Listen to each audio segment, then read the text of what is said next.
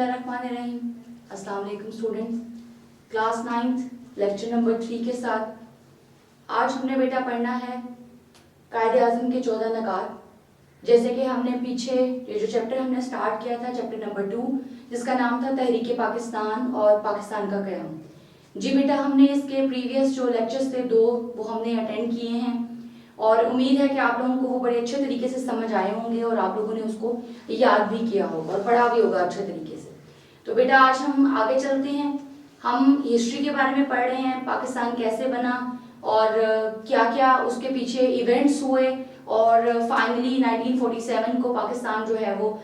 वजूद में आता है। तो उसमें जितने भी इवेंट्स हैं हमने पीछे पढ़ा सैयद अहमद खान की तहरीक अलीगढ़ के बारे में, तहरीक पाकिस्तान के हवाले से, तहरीक हिजरत, मुआहदा मिसाक लखनऊ के बारे में, तो और बहुत सारी चीज़ें जो है हमने वो 2 लेक्चर्स में कवर कर दी। अब हम आगे बढ़े बेटा और आगे जो है वो 1928 में नेहरू रिपोर्ट होती है और नेहरू रिपोर्ट में जाहिर सी बात है कि जो हिंदू लीडर है नेहरू, उसने अपनी कुछ प्लानिंग्स जो हैं वो शेयर की हैं गवर्नमेंट के साथ और उसके अंदर ज़्यादातर जो उसने पॉइंट्स जो डिस्कस किए हैं, जो उसका मुद्दा था वो यही था कि हिंदू मेजॉरिटी को कैसे जो है वो और प्रोमिनेंट करना है और कैसे जो है बाकी हकूक उनको दिलवाने हैं और मुसलमानों के जो हकूक हैं उनको वो पामाल होते ही दिखाई दिए हैं उस रिपोर्ट के अंदर। और उस रिपोर्ट को तारीख में जिसे कहते हैं डॉक्यूमेंट ऑफ स्लेवरी भी कहा जाता है और ये जो रिपोर्ट थी ये सरासर नामंजूर कर दी गई थी और कायदे आज़म ने इसको रिजेक्ट कर दिया था। और उसके जवाब में कायदे आज़म ने 1929 यानी 1929 में अपने 14 पॉइंट्स यानी कि 14 नकात जो है वो पेश किए और उन 14 नकात में जो सबसे तारीखी बात है वो ये देखी जाती है कि कायदे आज़म ने सिर्फ और सिर्फ मुसलमानों के लिए तो उन्होंने बहुत सारी चीज़ें जो हैं वो बताई हैं कि वो चाहते हैं, वो तजावीज़ पेश की हैं, वो चाहते हैं कि मुसलमानों को ये हकूक़ मिल जाएं, लेकिन उन्होंने उनके साथ साथ जो बाकी मिनॉरिटीज़ थी उनके भी हकूक़ की बात की है। तो बाकी जो पॉलिटिकल पार्टीज़ थी या जो नेहरू की अगर बात की जाए तो उन्होंने सिर्फ अपनी पॉलिटिकल पार्टी की बात की है, उन्होंने सिर्फ अपने हकूक़ की बात की है, जबकि कायदे आज़म ने बरसगीर में मौजूद जितनी भी मिनॉरिटीज़ थी उन सब के हकूक़ की बात की है। वो ये चाहते थे कि एक मुल्क में या एक इलाके में जो रहने वाले लोग हैं उनके हकूक़ जो हैं वो उनको दिए जाएं और वो अच्छे तरीके से अपनी ज़िंदगियाँ जो है वो गुजार सकें। बेटा हम चलते हैं कायदे आज़म के 14 नकात की तरफ। बेटा ये एक ऐसा टॉपिक है जो बच्चे यूजुअली पढ़ना पसंद नहीं करते या वो ये सोचते हैं कि ये एक ड्राई ऑलरेडी पास स्टडी को वो एक ड्राई सब्जेक्ट कंसीडर करते हैं और वो ये सोचते हैं कि ये 14 नकात याद कैसे करें, ये बड़ा उनके लिए एक जिसे कहते हैं हार्ड टास्क होता है। तो बेटा इसको आसान करने के लिए यहाँ पर मैंने कायदे आज़म के 14 नकात यानी 14 पॉइंट्स ऑफ कायदे आज़म इसको मैंने 4 हिस्सों में डिवाइड कर दिया। अगर आप if you learn these points तो आपको आगे फर्दर उन 14 पॉइंट्स को फिंगर टिप्स पे याद करना बहुत ही इजी हो जाएगा। तो बेटा ये 4 पॉइंट्स इस तरह से हैं कि फर्स्ट पॉइंट जो है वो है सूबों को खुद मुख्तारी, यानी कि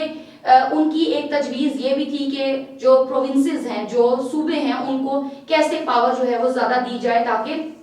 जो मेजॉरिटी और मिनॉरिटी का जो एक फ़र्क रखा जा रहा है वो ख़त्म किया जा सके और मिनॉरिटीज़ जो है वो भी अपने तमाम हकूक़ जो है वो हासिल कर सके। और सेकंड पॉइंट बेटा है मुसलमानों की नुमाइंदगी, यानी मुसलमानों को कहाँ कहाँ पर कायदे आज़म ने नुमाइंदगी दिलवाने की तजावीज़ पेश की हैं। और तीसरा पॉइंट है मुस्तकबिल महफूज, कायदे आज़म ने मुसलमानों के मुस्तकबिल को सिक्योर करने के लिए अपने 14 पॉइंट्स में से कौन से पॉइंट्स जो हैं वो बताए हैं। उसके बाद है जी फोर्थ पॉइंट मुसलमानों की जिसे कहते हैं मजहबी और सकाफती आज़ादी के बारे में कायदे आज़म ने जो है वो भी पॉइंट्स बताए हैं। तो ये टोटल 14 पॉइंट्स हैं जिनको इन 4 पॉइंट्स ये उनके हेड पॉइंट्स हैं, ये उनके टॉपिक्स हैं जिनको वो पॉइंट्स कवर कर रहे हैं। तो जैसे पहला पॉइंट मैंने आपको बताया है सूबों को खुद मुख्तारी, तो ये आपके सामने यहाँ पर बोर्ड पे है सूबों को खुद मुख्तारी। इसके अंदर कायदे आज़म के 4 पॉइंट्स जो हैं वो इस एक पॉइंट के अंदर हैं और ये इसके सब पॉइंट्स हैं। अब पहला पॉइंट ये है कि आइन जो होगा वो वफाकी तर्ज का होगा, यानी कायदे आज़म के कहने के मुताबिक جو کانسٹیٹیوشن ہوگا, جو ملک کا آئین ہوگا, وہ وفاقی طرز کا ہوگا, یعنی ایک سینٹر ہوگا اور وہ جو ہے وہ اپنی صوبوں کو جو ہے وہ, اب جو وفاق ہے وہ بہت سارے علاقوں, بہت سارے ملکوں میں جن کہیں پہ ریاستیں کہا جاتا ہے, کہیں پہ صوبے کہا جاتا ہے, کہیں پہ اکائیاں کہا جاتا ہے. تو یہ بر صغیر کی بات کریں تو بر صغیر میں صوبے جو ہے وہ تھے. تو یہاں پر قائد اعظم نے کہا کہ آئین جو ہوگا وہ وفاقی طرز کا ہوگا, یعنی جو کانسٹیٹیوشن ہے وہ شوڈ بی فیڈرل, اور اس کے مطابق وہ جو پاورز ہے, جو خود مختاری ہے وہ صوبوں کو دے گا, اور صوبے جو ہیں وہ آگے اپنے فیصلے جو ہیں وہ خود کرنے کے مختار ہوں گے. اب یہاں پر سیکنڈ پوائنٹ جو ہے انہوں نے کہا کہ صوبوں کو خود مختاری دے دی جائے یا حاصل ہوگی. تو یہ ایک تجویز تھی ان کی کہ جتنے بھی صوبے بر صغیر کے اندر موجود ہیں, اس میں مسلمان صوبے بھی ہیں, ہندو صوبے بھی ہیں, سکھ صوبے بھی ہیں, جتنے بھی جہاں جہاں میجورٹی اور مینورٹی کے حساب سے ڈویژن ہوئی ہوئی ہے, ان صوبوں کے اندر انہوں نے کہا کہ ان صوبوں کو جو ہے وہ پاورز جو ہیں وہ زیادہ دے دی جائیں, تاکہ وہ اپنے قانون اور اپنے فیصلے جو ہیں وہ اپنے لوگوں کے مطابق جو ہے وہ کر سکیں. اس کے بعد بیٹا تھرڈ پوائنٹ یہ ہے کہ سندھ کو بمبئی سے علیحدہ کر دیا جائے. بیٹا سندھ جو ہے وہ بمبئی کے ساتھ تھا, اور آپ کو پتا ہے کہ سندھ کے اندر مسلمان اکثریت تھی, مطلب مسلمان میجورٹی تھی, اور بمبئی جو ہے اس کے اندر ہندو میجورٹی تھی. تو یہ ایک علاقہ تھا, ایک صوبہ تھا جس میں یہ دونوں اکٹھے تھے. تو قائد اعظم کے کہنے کے مطابق کہ مسلمان میجورٹی والے علاقے جو ہیں ان کو الگ کر دیا جائے. تو یہاں پر انہوں نے تجویز پیش کی تھی کہ سندھ کو بمبئی سے علیحدہ کر دیا جائے. اس کے بعد بیٹا آئینی اصلاحات جو کہ کانسٹیٹیوشنل ریفارمز تھیں وہ بلوچستان اور سرحد میں بھی کی جائے. بلوچستان اور سرحد اس وقت میں انتہائی بیکورڈ علاقے تھے, پسماندہ علاقے تھے, وہاں پر بالکل بھی ترقی پر جو ہے وہ زور نہیں دیا جا رہا تھا, غور و فکر نہیں کیا جا رہا تھا, کیونکہ ان علاقوں میں جو ہیبیٹنٹس تھے, جو وہاں کے باشندے تھے, وہ پختون تھے, اور پختون جو ہیں وہ کسی بھی قسم کے مذاکرات نہیں کرنا چاہتے تھے حکومت کے ساتھ, اور اس طرح سے یہ علاقے جو ہیں یہ بیکورڈ رہ گئے. لیکن قائد اعظم نے اپنی ان پوائنٹس میں ان کو بھی مد نظر رکھتے ہوئے, کیونکہ سرحد اور بلوچستان میں مسلمان اکثریت میں تھے, تو آپ کو پتہ ہی ہے کہ جب پاکستان جو بنایا گیا ہے وہ مسلمان اکثریت والے علاقوں کو اکٹھا کر کے ملایا گیا ہے. تو اسی طرح بلوچستان اور سرحد جو ہے ان میں بھی مسلم جو ہے وہ اکثریت میں تھے, اور قائد اعظم چاہتے تھے کہ باقی صوبوں پر جس طرح سے غور و فکر کیا جا رہا ہے, وہاں کی آئینی اصلاحات وہاں پر امپلیمنٹ کی جا رہی ہیں, تو اسی طرح سے وہ چاہتے تھے کہ بلوچستان اور سرحد میں بھی کی جائے. بیٹا ان کو آپ کو سمجھ آ جانی چاہیے, فیڈرل کانسٹیٹیوشن ہونا چاہیے, پروونشل آٹونومی ہونی چاہیے, اس کے بعد Sindh should be separated from Bombay, اور constitutional reforms should be in NWFP and Balochistan. جی یہ آپ کا پہلا جو ایک ہیڈ پوائنٹ ہے جس کے اندر قائد اعظم کے 4 پوائنٹس کور ہو گئے ہیں, یہ کمپلیٹ ہو گیا. ٹھیک ہے جی. اس کے بعد آ جاتے ہیں ہم سیکنڈ پوائنٹ کی طرف, جو کہ ہے مسلمانوں کی نمائندگی. اب مسلمانوں کی نمائندگی کے اندر 5 پوائنٹس جو ہیں وہ قائد اعظم کے 14 پوائنٹس کے کور ہو رہے ہیں. تو پہلے پوائنٹ کی طرف چلتے ہیں. تو وہ کہتے ہیں کہ جی مسلم نمائندگی جو ہے, یعنی مسلمانوں کو مرکزی اسمبلی کے اندر, جو مرکزی اسمبلی جو قانون ساز اسمبلی ہے, اس کے اندر تقریباً 1/3 مسلم نمائندگی ہونی چاہیے, یعنی 1/3 مسلم جو ہیں وہ ریپرزینٹیٹیوز ہونے چاہیے سینٹرل لیجسلیٹو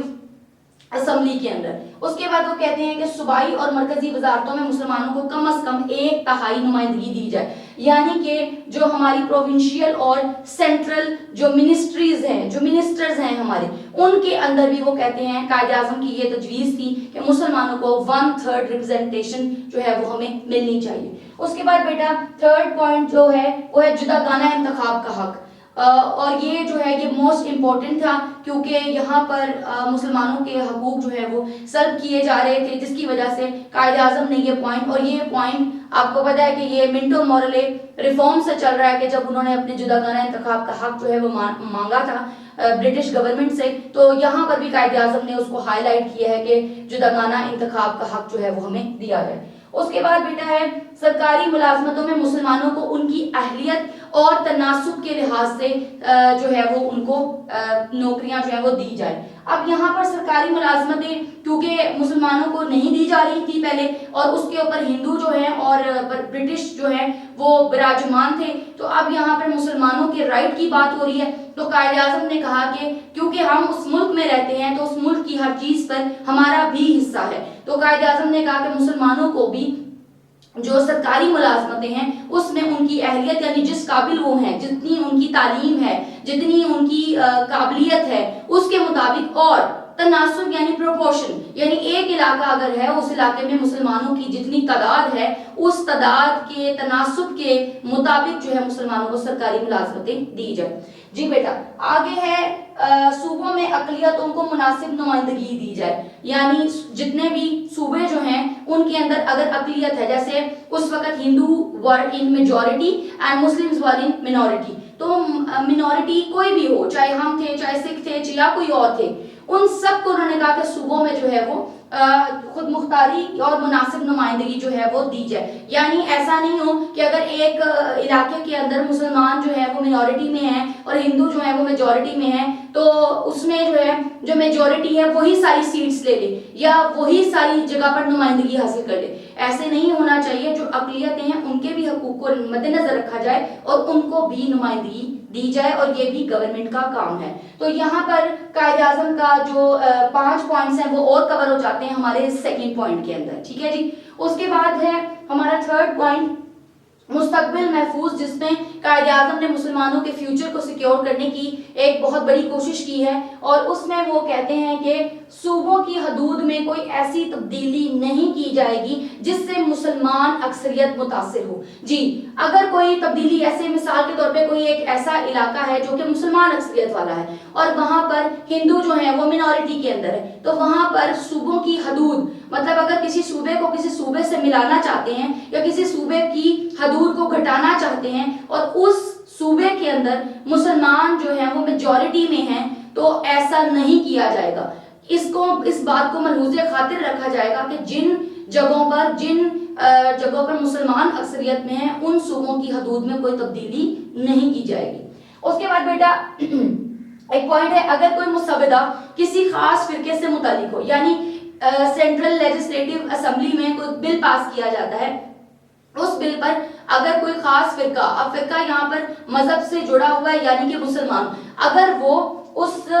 فرقے سے ریلیٹڈ ہو کر اور اس بل کے اوپر ان کے 3/4 اراکین جو ہیں وہ اس مسودے یا اس بل کے خلاف اپنی رائے دے دیتے ہیں، تو وہ جو بل ہے وہ نامنظور سمجھا جائے گا، مطلب اس کے اوپر منظوری نہیں دی جا سکتی کیونکہ ایک فرقے نے اس کے خلاف رائے دے دی ہے۔ اس کے بعد بیٹا آئین میں صوبوں کی مرضی کے بغیر کوئی تبدیلی نہیں کی جائے گی، یعنی صوبے جو ہیں وہ اس بات کا حق رکھتے ہیں کہ اگر آئین میں کوئی امینڈمنٹ ہوتی ہے، کوئی چینج آتا ہے، کوئی ریفارم آتی ہے، تو اس چینج کو کرنے سے پہلے صوبوں سے پوچھا جائے گا، ان سے رائے لی جائے گی اور اس کے بعد وہ چینج جو ہے وہ کیا جائے گا۔ جی any territorial distribution shall not be done which affect Muslim majority۔ اس کے بعد ہے جی 3/4 members refuse any bill will dismiss or no amendment without permission of provinces۔ یہ تھا ہمارا تیسرا پوائنٹ جس میں قائد اعظم کے 3 پوائنٹ جو ہیں وہ کور ہوئے ہیں، اور اب اگر ہم پہلے پہلے کو دیکھیں تو 4 پوائنٹ وہ تھے، 5 پوائنٹ سیکنڈ میں تھے، 9 ہو گئے، اور 9 کے بعد 3 یعنی کہ 12 پوائنٹس کور ہو گئے۔ یعنی آپ کو اگر پہلے پوائنٹ کی طرف لے کے جائیں تو صوبوں کی خود مختاری میں 4 پوائنٹس ہیں جس میں آئین وفاقی طرز کا ہوگا، صوبوں کو خود مختاری دی جائے گی، اس کے بعد سندھ کو بمبئی سے علیحدہ کر دیا جائے اور آئینی اصلاحات جو ہیں وہ بلوچستان اور سرحد میں کی جائیں۔ اس کے بعد سیکنڈ پوائنٹ میں ہم آتے ہیں، تو سیکنڈ پوائنٹ میں تھا 1/3 مسلم نمائندگی جو ہے وہ مرکزی اسمبلی میں مسلمانوں کو دی جائے، اس کے بعد صوبائی اور مرکزی وزارتوں میں بھی 1/3 نمائندگی دی جائے، اس کے بعد جداگانہ انتخاب کا حق دیا جائے، اس کے بعد سرکاری ملازمتوں میں مسلمانوں کی اہلیت اور ان کے تناسب کے لحاظ سے جو ہے ان کو حصہ دیا جائے، اس کے بعد تھا صوبوں میں اقلیتوں کو مناسب نمائندگی دی جائے، اور تھرڈ پوائنٹ ہم نے کور کیا ہے صوبوں کی حدود میں کوئی ایسی تبدیلی نہ کی جائے جس سے مسلمان اکثریت والے علاقے جو ہیں وہ متاثر ہوں۔ اس کے علاوہ اگر کوئی مسودہ یا کوئی بل اسمبلی میں پیش کیا جاتا ہے تو وہ تب تک پاس نہیں ہوگا اگر اس میں کسی فرقے سے ریلیٹڈ اراکین جو ہیں وہ اگر 3/4 اراکین اس کے خلاف رائے دے دیتے ہیں تو وہ بل پاس نہیں کیا جائے گا۔ اس کے بعد ہے جی آئین میں صوبوں کی مرضی کے بغیر جو ہے وہ کوئی تبدیلی نہیں کی جائے گی۔ چوتھا پوائنٹ ہے جی جس میں قائد اعظم نے کہا کہ مسلمانوں کی مذہبی اور ثقافتی آزادی کے لیے ہم بات کر رہے ہیں، تو انہوں نے کہا کہ سب سے پہلا پوائنٹ جو انہوں نے کہا تمام لوگوں کو یکساں مذہبی آزادی دی جائے جو کہ پہلے نہیں دی جاتی تھی۔ اب اس میں تمام لوگوں میں مسلمان بھی ہیں، اس میں سکھ بھی ہیں، ہندو بھی ہیں، انگریز ہیں بھی ہیں، یعنی تمام لوگوں کی جو مذہبی آزادی ہے وہ ان کا بنیادی حق ہے اور وہ ہر شخص کو حاصل ہونا چاہیے۔ اور سیکنڈ پوائنٹ میں وہ کہتے ہیں کہ مسلمانوں کو مذہبی اور ثقافتی آزادی حاصل ہونی چاہیے تاکہ مسلمانوں کا ریلیجن اور مسلمانوں کا جو کلچر ہے اس کو سیکیور کیا جا سکے، اور اس کو جو باقی میجورٹیز ہیں یا باقی جو جتنے بھی اور سکھ ہے یا ہندو ہے یا برٹش ہے ان سے کوئی خطرہ نہ ہو۔ تو بیٹا یہ قائد اعظم کے جو ہیں یہ 14 پوائنٹس ہیں جن کو ہم نے 4 ہیڈنگز کے ساتھ کور کیا ہے۔ امید ہے کہ اس کی آپ کو سمجھ آ گئی ہوگی اور اس کو آپ نے بڑے اچھے طریقے سے اسی طریقے سے آپ نے یاد کرنا ہے۔ جب آپ کو یہ 4 پوائنٹس یاد ہو جائیں گے تو آپ کو جو باقی اس کے سب پوائنٹس ہیں وہ یاد کرنا مشکل نہیں ہوگا، اور یہ ایک بہت ہی چھوٹا سا ٹاپک ہے اور بہت جلدی یاد ہو جائے گا، لیکن اس کے لیے آپ کو اس کو سمجھنا پڑے گا۔ امید ہے کہ آپ لوگ اس کو سمجھیں گے اور بڑے اچھے طریقے سے یاد کریں گے۔ Thank you.